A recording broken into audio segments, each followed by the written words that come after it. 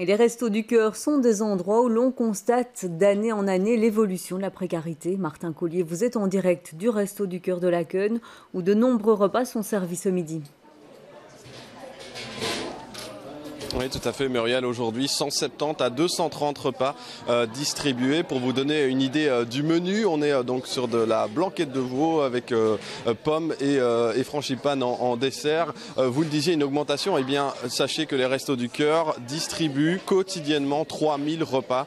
Ça fait à peu près 670 000 repas distribués par an. Un chiffre en hausse constante depuis 5 ans pour diverses raisons. Et pour en parler, j'ai avec moi Patrick Dejas, donc directeur des Restos du Cœur de Belgique.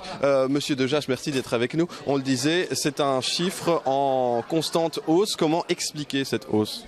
La hausse, elle est due à plusieurs facteurs. Il y a la société, ça c'est clair, mais il y a également le fait que la pauvreté en Belgique, les familles qui s'adressent finalement au Restos du Cœur en Belgique sont des familles monoparentales. Ça a toujours été le cas, mais c'est en nette augmentation.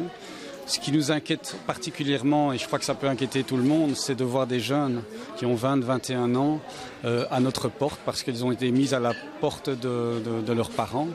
Et donc, et ça fait un petit peu peur parce que ça nous montre peut-être une image de notre avenir qui n'est pas très rose. Et puis alors des personnes salariées. Et là, c'est également des personnes qui ont des salaires qui sont plus bas que la moyenne ou des personnes qui n'arrivent pas à remplir un temps plein. Par rapport à un travail qui est déjà pas très bien payé. Donc concernant ces jeunes et ces salariés, ça c'est un phénomène nouveau. Est-ce que cette hausse pour vous, c'est un peu l'image, la conséquence d'un échec d'une politique de lutte contre la pauvreté ? Je pense, très clairement. Je pense que depuis 1985, je ne suis pas sûr qu'on a fait énormément de chemin. Ça fait 32 ans que les Restos du Cœur sont ouverts et très honnêtement, je ne vois pas énormément de changements.